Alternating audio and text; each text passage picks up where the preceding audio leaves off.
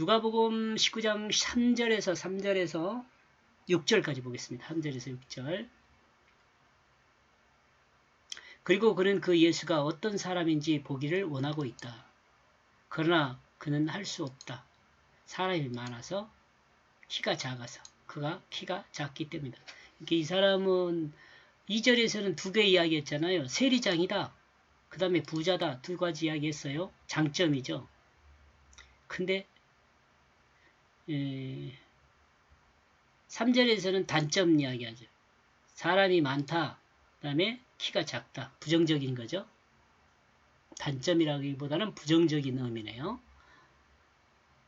이 세리장이고 부자는 좀 긍정적이면서 긍정적인 면이죠. 삭개오는 예수가 어떤 사람인지 보기를 원했습니다. 삭개오는 소문으로만 듣던 그 예수 그리스도의 외모를 눈으로 확인하고 싶었던 것입니다. 그러나 그는 사람이 많기 때문에 사람들이 그의 눈을 가려 볼 수가 없었습니다. 그리고 자신의 키가 작아서 또한 볼 수가 없었습니다. 외적인 요인과 내적인 요인이 다 있네요. 그러므로 볼 수 없을 수밖에 없게 되었습니다. 그렇죠?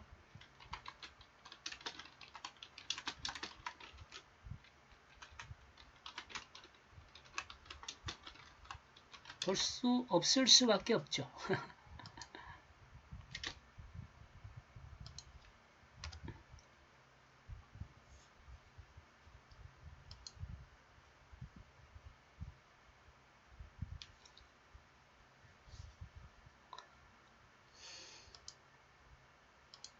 절망적인 상황이라고 볼 수 있죠.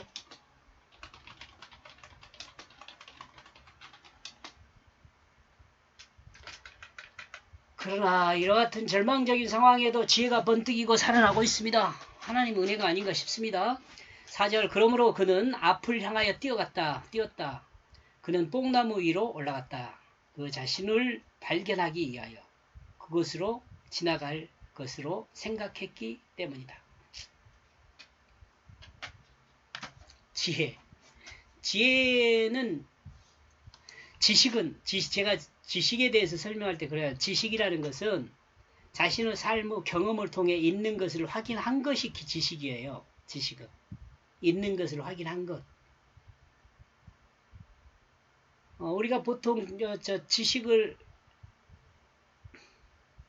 없는 것도 지식이라고 이야기하는데 그 나중에 있는 것이 없다는 것이 확인되면 그건 지식으로서 지식이 아니에요. 지식은 있는 것을 확인해 갖고 계속 있는 것이 지식이죠.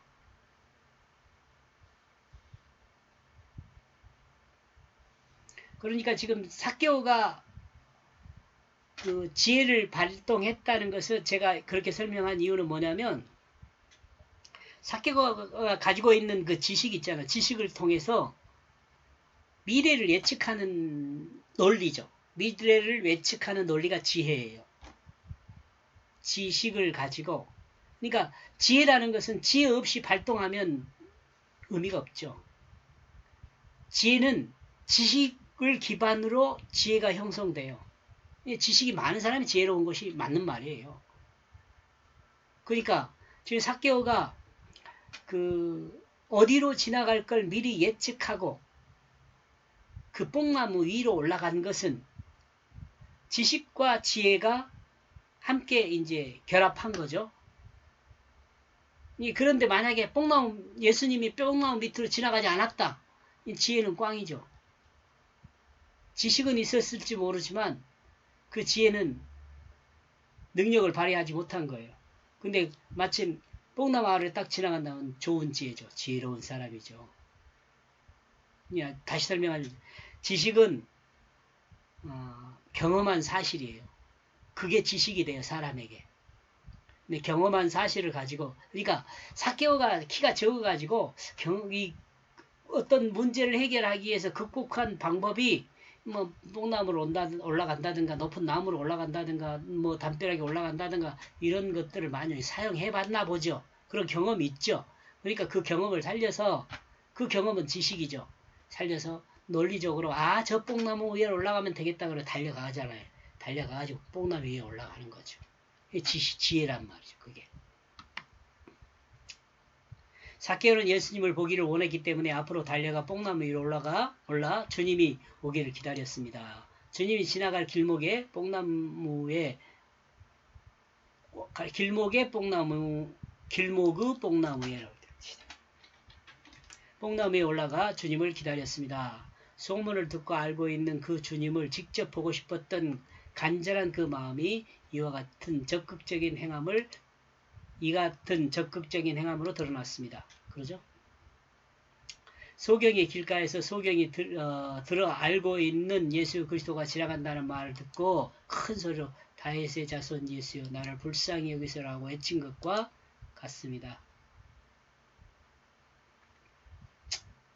5절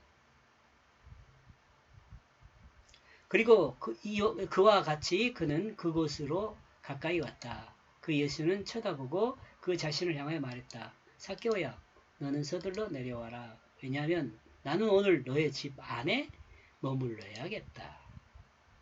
주님이 소경의 외치는 소리를 듣고 소경을 부르는 것과 같이 주님은 뽕나무에 올라간 있는 삭개오를 보고 말씀하셨습니다. 삭개오도 주님이 길을 미리 알고 주님의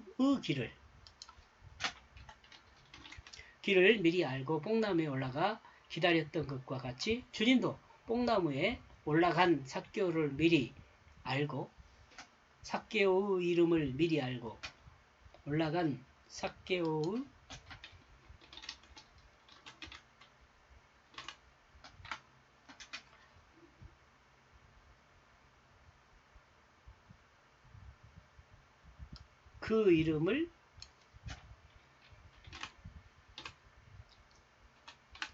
그 이름을 부르고 있습니다.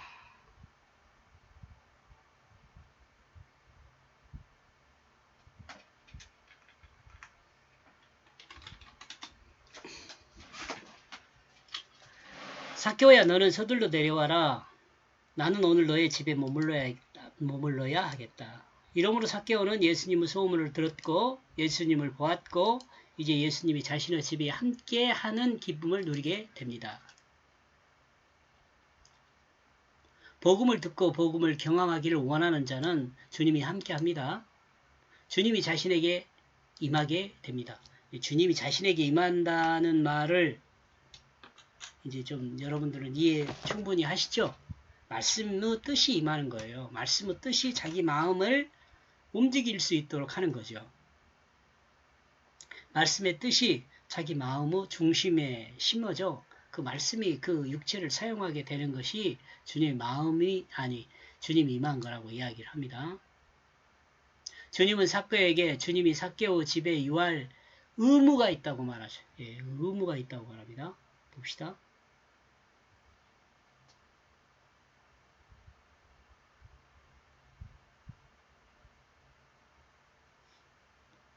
예, 여기가 그 말이다. 하겠다라는 말이 의무가 있다는 표현이 들어있다는 거죠. 여기 하겠다라는 말이 머물러야 하겠다. 이 하겠다라는 말이 머물러야 할 의무가 있다라고 말하는 것도 가능하다는 말이에요.